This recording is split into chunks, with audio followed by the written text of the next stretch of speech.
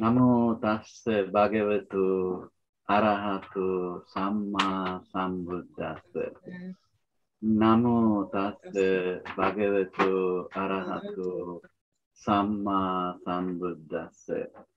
Namo tassa bhagavatu arahatu samma sambuddhassa. Bonjour tout le monde.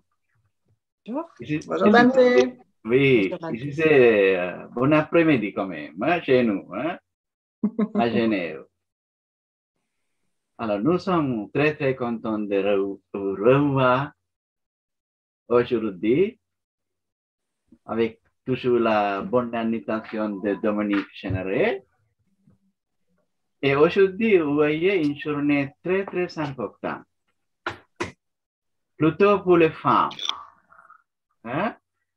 C'est la dernière pleine lune du mois de décembre cette année. Considérez presque tous les pays bouddhiques asiatiques comme journée de la femme. C'est la raison pour laquelle la fille de l'Empire Asoka en Inde du IIIe siècle et 1400 années auparavant, Sangamita, elle s'appelait Sangamita, une bhikkhuni en Monial, qui est partie au Sri Lanka avec la branche sud de même arbre de Bodhi où Bouddha a eu sa illumination, à Bodh-Gaya. Et plantée chez nous, Anuradhapura, dans la jardin royal. Et selon la histoire, ça c'est le plus ancien arbre du monde. Si vous allez au Sri Lanka, vous allez souvent, vous allez visiter cet endroit, c'est extraordinaire, à Anuradhapura. Ça c'est symboliquement vénéré par tout le monde bouddhique, comme quelque chose qui a lié la vie de Bouddha, qui existe sur Sri Lanka, et aussi don de Bouddha aussi encore à Kandy. Alors, avec la arrivée de Sangamita, de fille de l'Empire Asoka, c'est elle qui a fait initier de commencer des communautés mondiales une journée comme aujourd'hui, la pleine lune du mois de décembre. Alors, la reine et tous les membres de famille royale, plutôt des femmes, et encore des gens qui sont entourés, beaucoup de femmes, sont devenus mondiales comme une journée aujourd'hui. C'est le commencement, la communauté des mondiales, qui va partir depuis Sri Lanka, au Laos, au Cambodge, au Thaï, au Myanmar, et aussi presque tous les pays bouddhiques asiatiques et jusqu'à la Chine, qui existe encore, la communauté mondiale comme il faut. C'est la raison pour laquelle aujourd'hui il y a une grande fête. Presque tous les pays bouddhiques pour commémorer cet événement historique comme la journée des femmes, la journée de la Women's Day. Donc, je suis très content de parler avec vous, encore une fois, selon la demande par Dominique, elle m'a demandé de parler quelque chose sur la dukkha et 4 nobles vérités. Vous avez bien entendu? Il y a 4000 enseignements de Bouddha. Parmi ces 84 000, si on peut résumer, on pourrait résumer pour 5-6 facteurs. L'enseignement très important, le point cardinal du bouddhisme, c'est les 4 nobles vérités.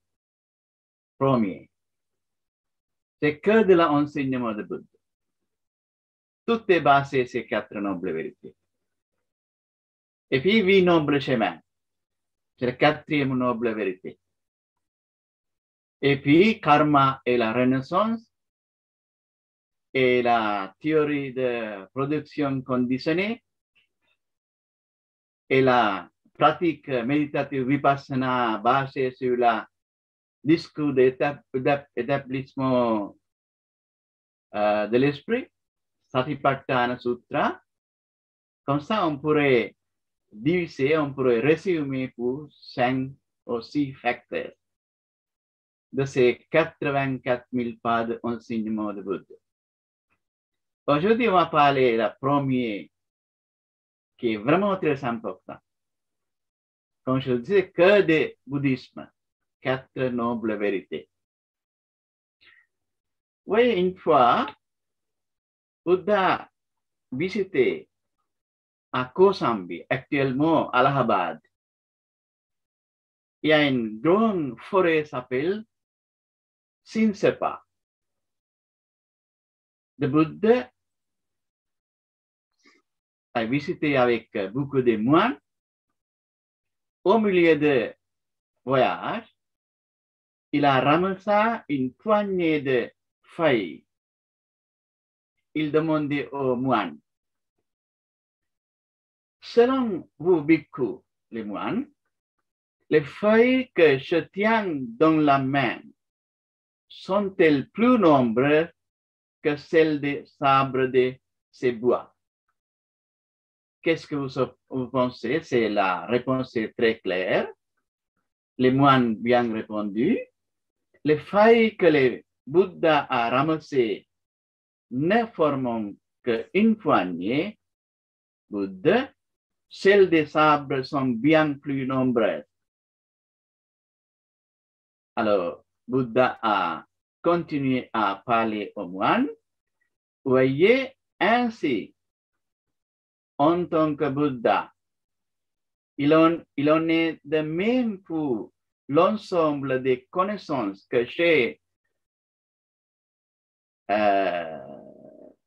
compris ou j'ai amassé durant mon expérience, qui sont bien plus nombreuses que les choses que je vous ai enseignées, dont le nombre est restreint. C'est-à-dire, Bouddha, il s'appelle Sabbhanyu, c'est-à-dire il sait vraiment tout par rapport à la nature, par rapport à l'existence humaine, par rapport à la monde, univers. Il a une connaissance incroyable, inestimable. Mais Bouddha n'avait pas parlé de tout. Même les scientifiques, ce que les gens qui trouvent actuellement, selon la point de vue bouddhique, selon le texte, on sait qu'il sait vraiment presque tout. Et il n'était pas tout enseigné. Il a enseigné des choses vraiment essentielles. Essentielles pour vraiment débarrasser ou libérer les souffrances universelles. La naissance, le vieillissement, la maladie, la mort et la renaissance. De toutes les conséquences de cycle de continuité de samsara. Et pourquoi ai-je omis de vous parler de tant de choses? Parce que toutes ces connaissances ne sont pas sources de développement, de progrès dans la vie sainte. Et parce qu'elles ne conduisent absolument pas à l'extension de la patience, à sa diminution, à la cessation, à la sérénité, à la compréhension directe, à l'éveil, de libération finale, au nibbana. Voilà pourquoi je nous ai pas parlé. Et que vous ai-je enseigné, ceci est la souffrance. Ceci est l'origine de la souffrance. Ceci est la cessation de la souffrance. Ceci est le chemin qui mène à la cessation de la souffrance. Voilà ce que je vous ai enseigné comme mon enseignement principal. Et pourquoi j'ai le don enseigné? Parce que cet enseignement est source de développement, de progrès dans la vie sainte, et parce qu'il mène à l'extinction de la patience, à sa diminution, à la cessation, à la sérénité, à la compréhension directe, afin d'éviter tous les problèmes universels. Expérimenter l'état de libération au nirvana. C'est pour ça, mon enseignement, j'ai seulement enseigné comment on pourrait comprendre mieux qu'est-ce que nous expérimentons tous les jours, la souffrance, origine de la souffrance, cessation de la souffrance et la voie qui mène à la cessation de la souffrance. Ça, c'est l'enseignement principal de Bouddha. Vous voyez, il y a un moine connu à l'époque de Bouddha, Malunka. Une fois, il était là-bas de son siège de méditation, allé vers le Bouddha et posait beaucoup de questions métaphysiques. Est-ce que le monde est éternel? Et le monde n'était pas éternel. Qu'est-ce qui se passe après la mort de Bouddha? Comme ça, il y a 10 questions. Il a commencé à poser du Bouddha. Bouddha disait, au lieu de penser et poser toutes les questions que tu es arrivé dans ta méditation, c'est mieux de réfléchir ce que tu expérimentes tous les jours. C'est la souffrance. Si il y a d'autres conversations très détaillées, il a dit que si vous ne m'avez pas répondu à cette question, je vais quitter la robe. Il a dit ça, non, je n'ai jamais promis à vous que vous devez venir vers moi sur mon direction de devenir moine et rester en tant que moine. Je n'ai jamais promis. Alors, si vous continuez à poser les questions, il y a une très bonne parabole en tout dans le texte.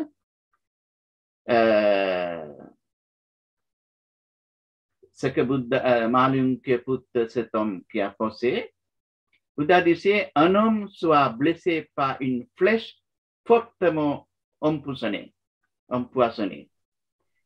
Et ses amis, ses familles de parenté sont amenés cette personne en chirurgien ou un médecin. Et lorsqu'il a amené chez un médecin, il commence à dire, je ne laisserai pas retirer cette flèche avant de savoir qui m'a blessé. Il s'appelle comment? Il vient de où? Il est dans quelle caste? La flèche est fabriquée par quelle matière? Comme ça, il y a plein de questions pour poser. Il ne va pas laisser retirer sa flèche. Bouddha disait, si vous continuez à poser les questions, vous allez mourir. Immédiatement, on doit enlever la flèche et faire le traitement comme il faut. Sinon, vous allez mourir si vous continuez à poser les questions. C'est la même chose. Ce que nous allons expérimenter tous les jours comme première noble vérité, la souffrance. Ce n'est pas vraiment la souffrance que nous pensons, la souffrance physique et mentale. Selon la point de vue bouddhique, qu'est-ce que ça veut dire le dukkha? Tout ce qui est l'impermanence est dukkha. Yadanicham tan dukkha. Vous voyez, pas seulement la souffrance ou peine ou quelque chose d'insupportable, même les bonheurs que nous trouvons dans la vie quotidienne, c'est toujours l'impermanence. Il n'y a rien qui est permanent. Selon la pensée bouddhique, c'est vraiment première noble vérité qui représente. Et il faut essayer de comprendre toutes les choses qui est l'impermanence. son dukkha.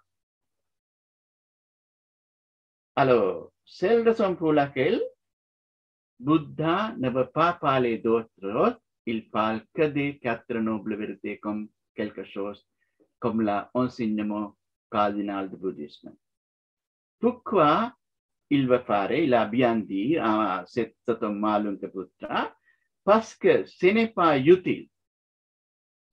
Ne l'ai pas expliqué parce que ce n'est pas utile, que ce n'est pas fondamentalement lié à la vie saine et à spirituelle, que cela ne conduit pas à l'aversion, au détachement, à la cessation, à la tranquillité, à la pénétration profonde, à la réalisation complète de libération finale. C'est pourquoi je n'ai pas parlé des choses inutiles. Alors, première noble vérité, c'est vraiment très important afin de comprendre notre situation actuelle. Si vous êtes allé voir un médecin quand vous êtes malade, Bouddha considéré comme un très grand médecin du médecin. Vaisajya Guru. Il était un médecin pour tous les médecins, dans tous les sujets médicinaux. Alors, il a fait un très bon diagnostic correct par rapport à notre maladie que nous expérimentons tous les jours, maladie samsara. Alors, tout d'abord, lorsque vous allez vers un médecin, il a regardé quel est votre temps, quel malade que vous avez actuellement. Il va essayer de comprendre tout d'abord la situation actuelle où faire face. Ça, c'est la première noble vérité. Et puis, quand il a fait vraiment un diagnostic correct, il a essayé de comprendre la cause. Pour quelle raison vous êtes malade? Qu'est-ce que vous avez fait attraper cette sorte de maladie? La cause et la nature de la maladie. Voit clairement qu'elle peut être traitée. Mais ça doit intelligent de penser, de trouver, il y a une possibilité de traiter. Ça, c'est la troisième noble vérité. Premier, c'est dukkha, la situation actuelle que nous faisons face. Deuxième, cause de l'origine de la souffrance. C'est comme il va vraiment trouver la cause pour quelle raison nous sommes malades. Nous sommes tous malades dans cette samsara à cause de l'aversion, à cause de l'ignorance, à cause de la haine, à cause de la jalousie, tous les soucis mentaux. À cause de cela, nous sommes tous malades. Ça, c'est la cause. Principalement, on dit la raison pour d'être malade dans cette manière, c'est la soif ou le désir. Trishna, l'amour pali. Okay? Et puis, il a trouvé qu'il a la possibilité de traiter ou guérir, soigner comme il faut. Et il va essayer de trouver courageusement le remède convenable et sauvera son patient. Alors, ça c'est la quatrième noble vérité, le 8 noble chemin.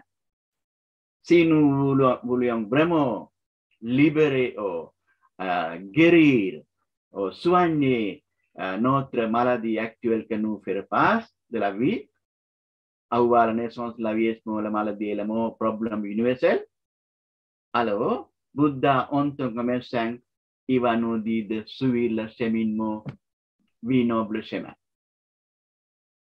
Lorsque nous allons faire le même parcours comme Bouddha, en vraiment pratiquant les 8 nobles chemins, on pourrait trouver la solution pour notre problème universel. Alors, selon la première noble vérité, comme je l'ai mentionné, c'est quand on dit dukkha, il y a des traductions, les souffrances, la peine et des choses. Mais ce ne serait pas véritablement ou étymologiquement qu'est-ce que ça veut dire la dukkha? Dukkha, c'est-à-dire toutes les choses qui changent perpétuellement, qui changent ou qui a un état de l'impermanence de tout. C'est ça la dukkha. Alors, on ne pourrait pas limiter pour une petite traduction comme souffrance. Ce n'est pas vraiment souffrance physique et mentale. Toutes les choses que nous expérimentons de la vie quotidienne, il y a un état de anicca ou l'impermanence. Ça, c'est la dukkha. Okay? C'est un sujet très vaste quand même. Et puis, Bouddha avait bien réalisé dans son pratique, lorsque vous avez fait la méditation au sud de l'arbre de Bodhi à Bodh Gaya. Alors, si on ne peut pas avoir une attitude pessimiste par rapport à ça. Il y a beaucoup de gens qui pensent, on parle de dukkha, c'était vraiment pessimiste. Non, la point des bouddhistes, ni pessimiste, ni optimiste, c'était vraiment réaliste. C'est que nous expérimentons tout le temps dans la vie quand même. Alors, dans la pratique bouddhique, même nous comparons la vie de Siddhartha. Il a passé 3 événements de sa vie.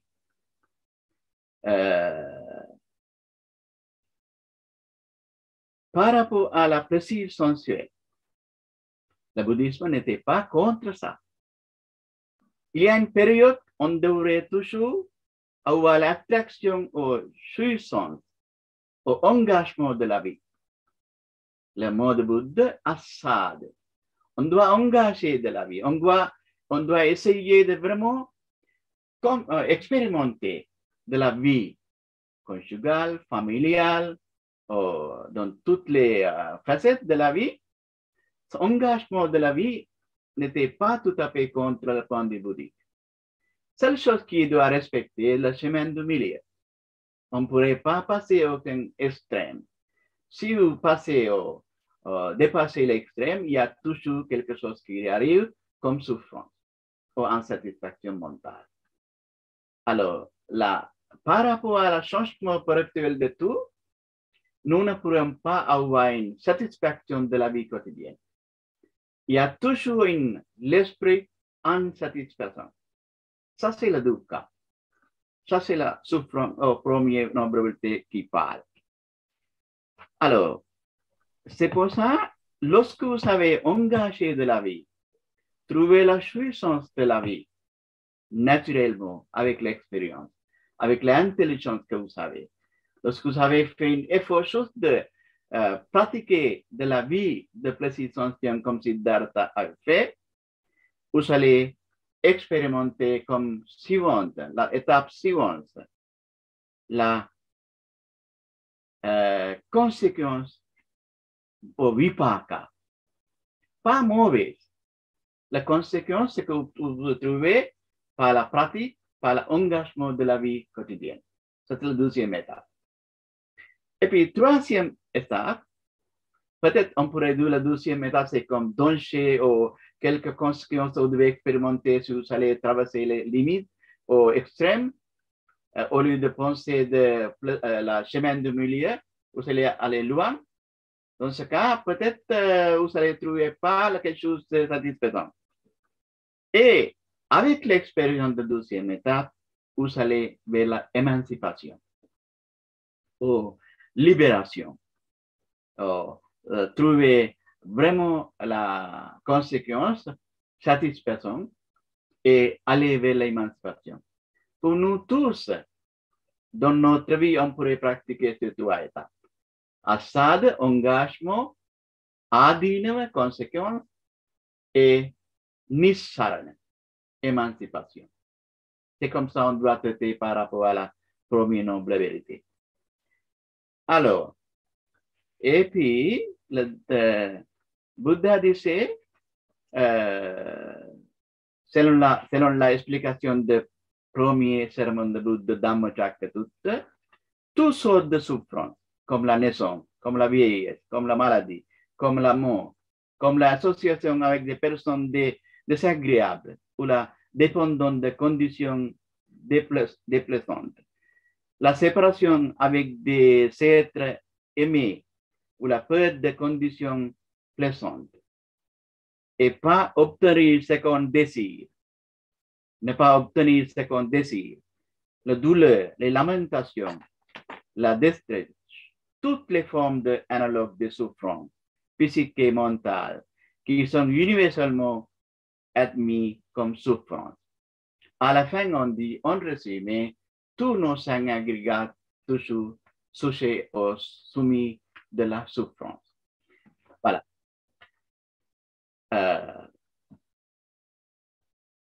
Dans ce cas, tout ce que nous expérimentons, qui est basé sur le changement perpétuel, considéré comme dukkha, insatisfaction mentale, et pourrait pas avoir l'esprit vraiment satisfaisant qui va nous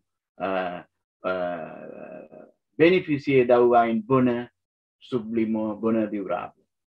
C'est la raison pour laquelle la souffrance, considérée pas comme quelque chose vraiment limité par la souffrance, c'est vraiment ce que nous expérimentons de changement perpétuel.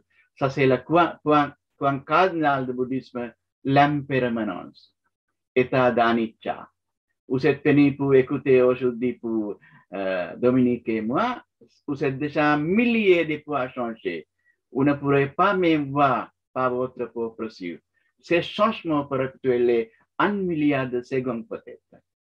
Nous sommes tous associés de changement. Comme le soleil qui lève le matin, il va coucher le soir. Les fleurs épanouies, tout est empreint. Toutes les images que nous voyons devant nous, ça représente toujours l'état de l'impermanence. Alors, selon la Samyutta Nikaya, quelle est la noble vérité de la souffrance? La naissance, j'ai déjà dit, veilleusement tout ça. Il y a une noble vérité de la souffrance telle que la vision, révélation, sagesse, connaissance, lumière qui s'élève en moi au sujet des choses jusqu'à alors nous exprimer. Cette noble vérité doit être pénétrée par une compréhension complète de la souffrance, telle que la vision, révélation, sagesse, connaissance et lumière qui apparaît en moi au sujet des choses jusqu'à alors l'expérimenter. Cette noble vérité a été pénétrée par une compréhension complète de la souffrance, telle que la vision, révélation, sagesse, connaissance et lumière qui apparaît en moi au sujet de la chose jusqu'à alors expérimenter. La deuxième noble vérité, c'est la cause. Cause, c'est toujours, on dit, c'est la soif. Nous avons milliers de désirs par rapport à notre vie, d'avoir beaucoup de choses, d'avoir satisfait notre état mental en prenant des choses de la vie matérielle. Bouddha disait dans la texte, vous ne pourrez jamais satisfaire ce que vous allez ennuyer de toujours trouver, comme vous buvez de l'eau salée lorsque vous avez soif, ou l'eau de la mer. Vous n'allez jamais être soifé, vous n'allez jamais avoir satisfaction complète. Ça, c'est la cause qu'on devrait comprendre comme double vérité noble. Noble, c'est pour toutes les personnes pouvoir expérimenter, comme Bouddha. La vérité, c'est la vérité. Noble, c'est-à-dire les personnes qui sont toujours intelligentes, qui pourraient expérimenter par pratique individuelle. Quelle est donc la noble vérité au sujet de l'origine de la souffrance? Il s'agit de l'avidité qui renouvelle l'existence, escortée du plaisir et de la convoitise, qui trouve toujours ici ou là de nouvelles jouissances. En d'autres termes, la soif pour le désir sensuel, la soif d'existence, la soif de non-existence. Mais quelle est la terreur de cette avidité qui lui permettait d'apparaître et de se épanouir? Partout où il y a une apparence de plaisir et de satisfaction, c'est là qu'elle s'agit de prospérer. Voici donc quelle est la noble vérité de l'origine de la souffrance, telle que la vision, révélation, sagesse, connaissance et lumière qui s'élève en moi au sujet des choses jusqu'à l'inexpérimenté. C'est comme petite explication par rapport à la deuxième vérité. La troisième vérité, c'est la cessation. Quand vous êtes malade, quand vous trouvez la cause de malade, il y a la manière, il y a la possibilité de trouver la remède, ou réponse, ou cessation, ou libération. Quelle est donc la noble vérité de la cessation, de la souffrance? C'est la disparition complète. La cessation de cette même convoitise, c'est la rejeter, l'abandonner, y renoncer. Quels sont les prémices de cette convoitise qui doit être abandonnée et amenée à sa cessation? Partout où se trouve ce qui paraît agréable et source de plaisir, sous ces prémices, la convoitise doit être abandonnée et menée à sa cessation. Il y a cette noble vérité de la cessation, de la souffrance. Telle fut la vision, révélation, sagesse, connaissance et lumière qui s'éleva en moi au sujet des choses jusqu'à inexpérimentées. Alors, ça c'est vraiment, il y a la possibilité de trouver une solution pour n'importe quelle maladie samsarique que nous expérimentons tous les jours. Ça, c'est la troisième noble vérité. La quatrième noble vérité est le chemin qui amène vers la cessation. Comment on peut débarrasser tous les problèmes universels sur le chemin de vie noble chemin? Quelle est la noble vérité qui mène à la cessation de la souffrance? Elle n'est autre que le noble chemin obstacle, c'est-à-dire la compréhension juste, l'intention juste, la parole juste, l'action juste, la moyenne d'existence juste, l'effort juste, l'attention juste et la concentration juste. Ça, c'est la vie chemin. Ça, c'est vraiment qu'on inclut sila, samadhi et prajna. Sila, la moralité, samadhi, ce que nous trouvons par la pratique, la concentration. Grâce à la concentration, on va trouver la sagesse afin d'éviter, éradiquer, déraciner totalement tous les souffrances universelles. Cette noble vérité de la voie qui mène à la cessation de la souffrance, telle fut la vision, révélation, sagesse, connaissance et lumière qui apparut en moi au sujet des choses jusqu'à inexpérimentées. Cette noble vérité doit être pénétrée en cultivant la voie qui mène à la cessation de la souffrance. Telle fut la vision, révélation, sagesse, connaissance, la lumière qui apparut en moi au sujet des choses jusqu'à inexpérimentées. Voilà.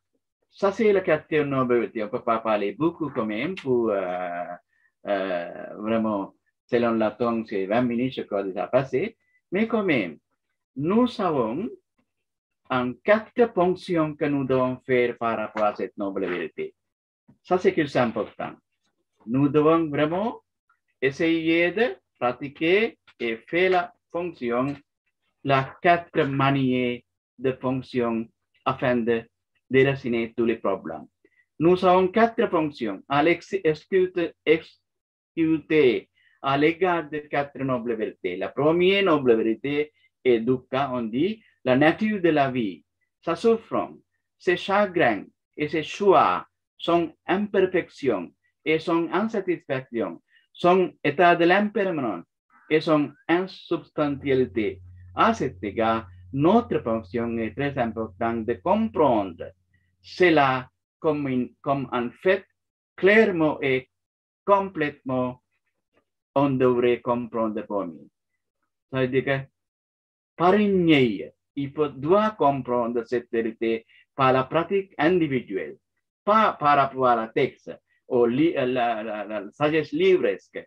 On doit comprendre ça par la pratique de méditation selon la pensée expérimentale.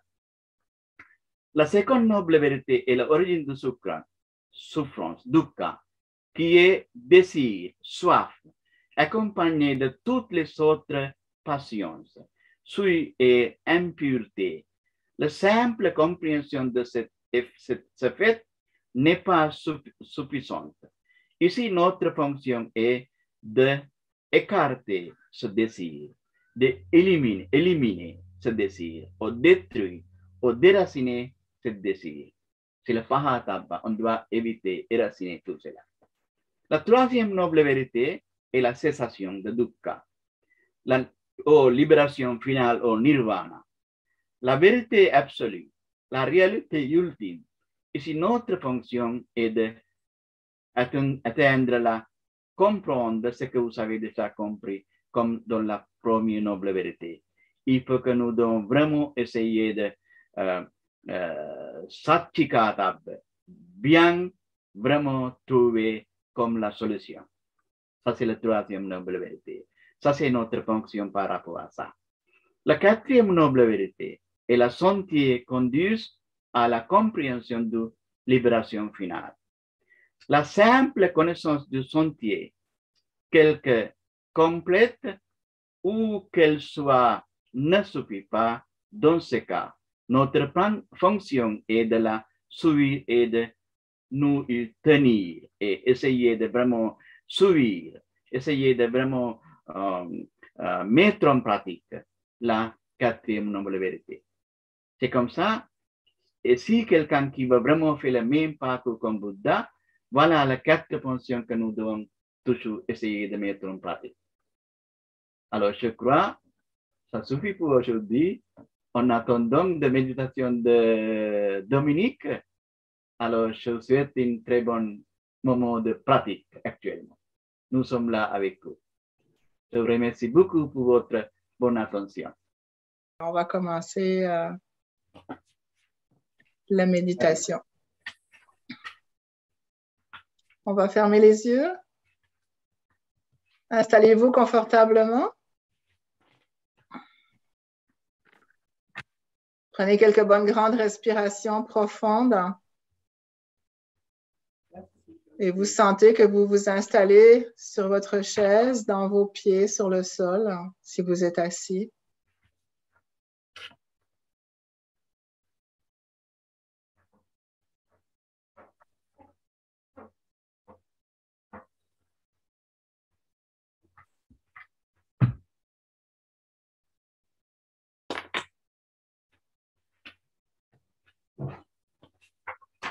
On prend quelques bonnes respirations profondes et on relâche, on relaxe à chaque expiration.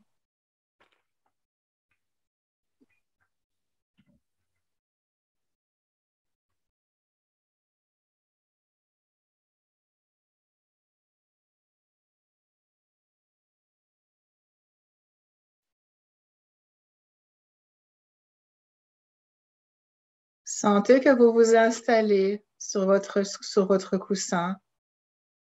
Si vous êtes sur une chaise, ça va être dans vos pieds aussi sur le sol.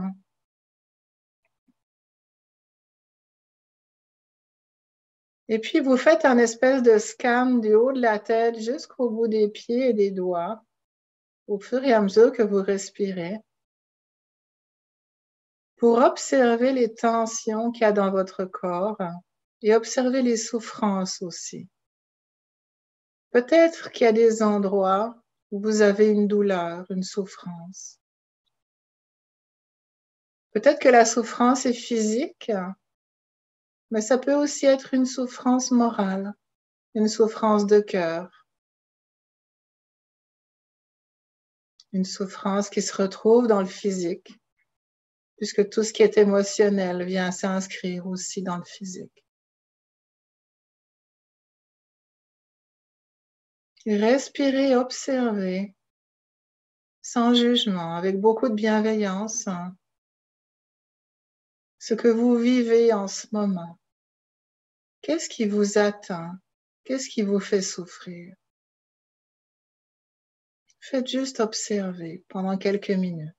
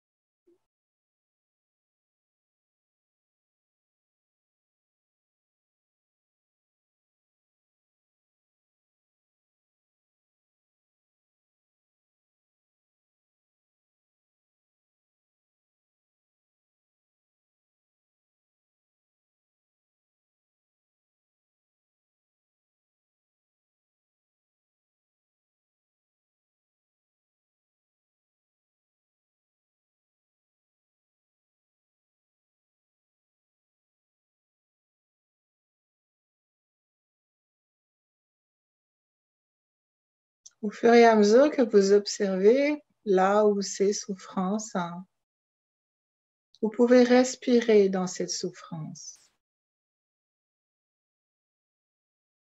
Essayez de la relâcher, de la relaxer, de la dissoudre peut-être même.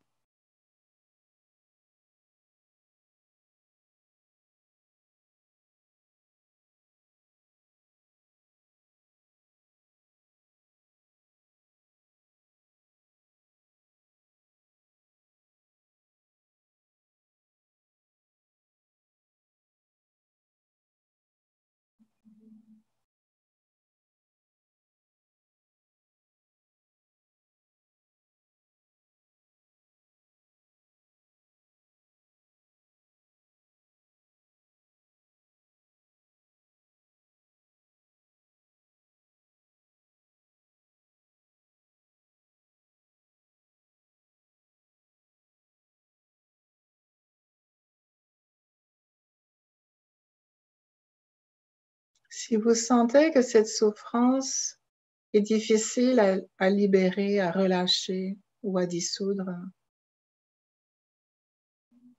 vous pouvez imaginer que vous la prenez dans vos mains et que vous commencez à la faire bouger tout doucement vers la droite, vers la gauche, vers en haut, vers en bas, vers l'avant ou vers l'arrière.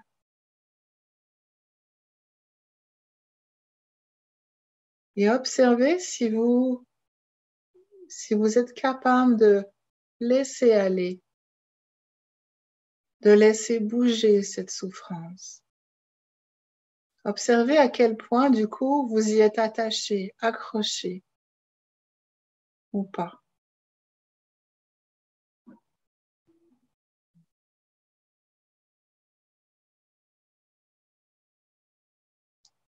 On a toujours une raison pour laquelle on est dans une souffrance. Mais la plupart du temps, on ne sait pas pourquoi. C'est très inconscient. En prenant cette souffrance dans vos mains avec toute votre bienveillance et votre amour pour vous, et en observant à quel point vous y êtes accroché ou pas, cela va vous permettre éventuellement de découvrir pourquoi cette souffrance est présente. Qu'est-ce qu'elle veut vous dire?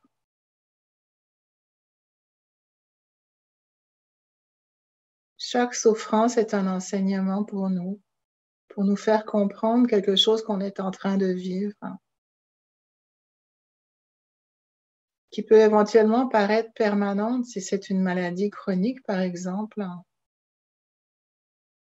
mais qui a aussi son message. Et quand c'est pas chronique, mais que c'est encore présent, alors on peut s'en libérer, même quand c'est chronique aussi. Si on reste dans une souffrance, c'est parce qu'on y trouve des avantages. On y trouve ce qu'on appelle des bénéfices secondaires. Observez en tenant cette souffrance dans vos mains, qu'est-ce qu'elle vous apporte? Qu'est-ce que vous avez à gagner de la garder, de continuer à être dans cette souffrance?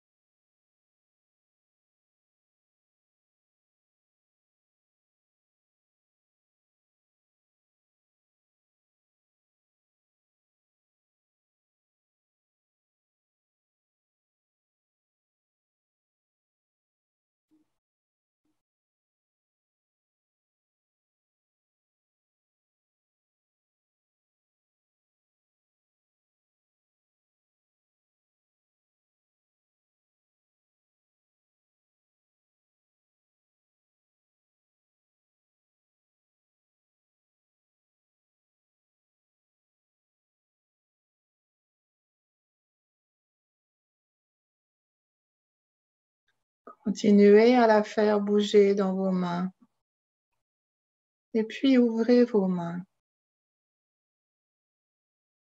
Et voyez si cette souffrance peut lâcher. Est-ce qu'elle est vraie? Est-ce qu'elle est juste? Est-ce qu'elle a du sens? Est-ce qu'elle a une raison d'être?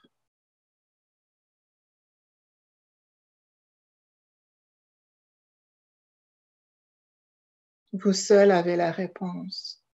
Vous seul êtes prêt à la lâcher ou pas.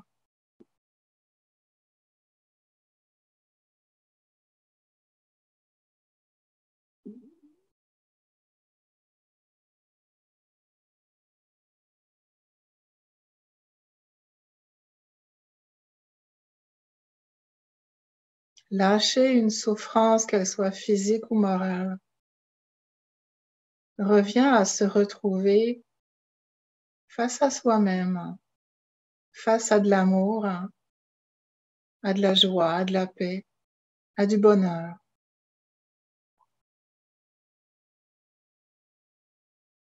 Souvent, on se crée des souffrances parce qu'on a peur de cet amour, de ce bonheur. C'est très inconscient, ces créations de souffrance. Mais aujourd'hui, vous êtes en conscience. À vous de choisir une vie sans souffrance, du bonheur, de la joie, de la paix, de l'amour.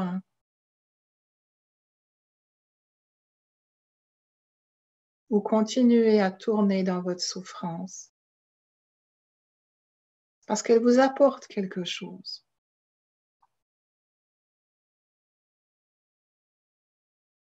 Peut-être que ça vous permet d'attirer l'attention d'autres personnes. C'est souvent le cas quand on souffre. C'est parce qu'on a besoin d'attention, on a besoin d'amour. C'est normal. C'est un besoin normal de tout humain, de tout être vivant, animal, végétal.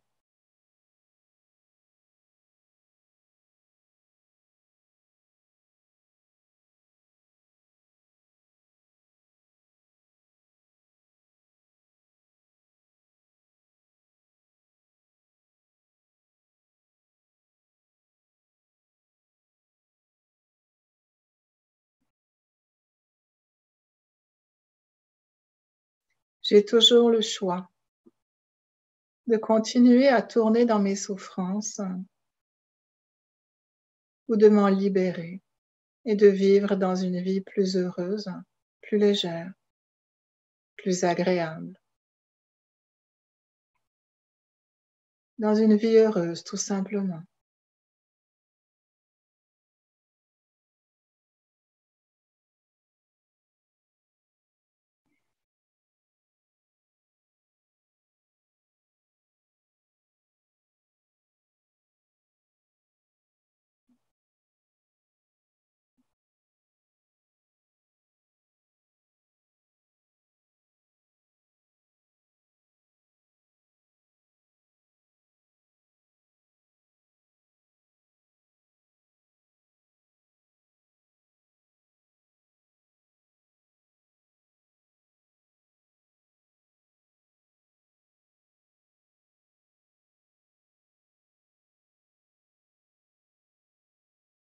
Est-ce que je suis prête à lâcher la souffrance et à être heureux?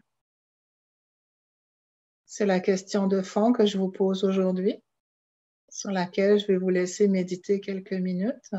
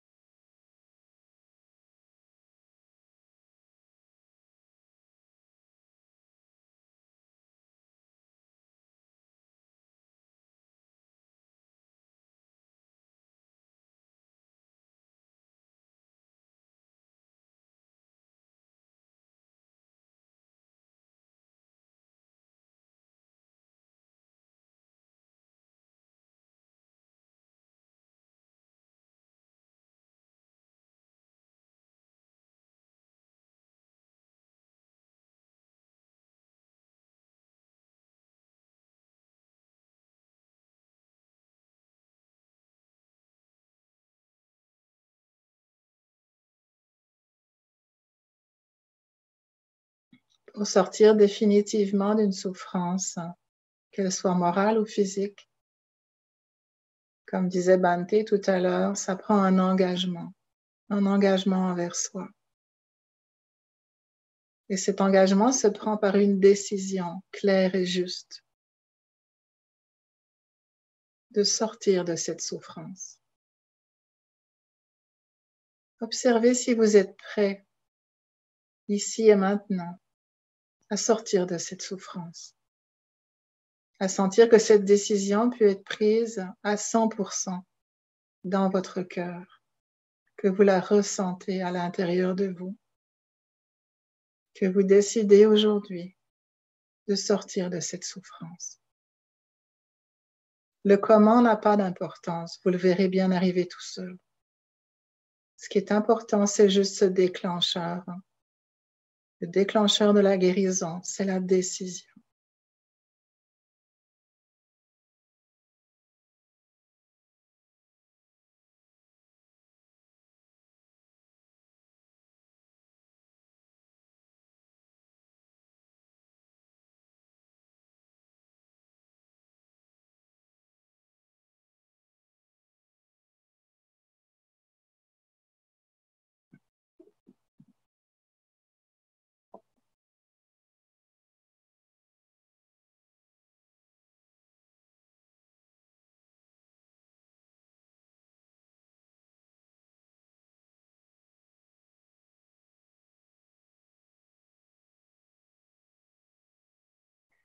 Et vous reprenez quelques bonnes grandes respirations profondes.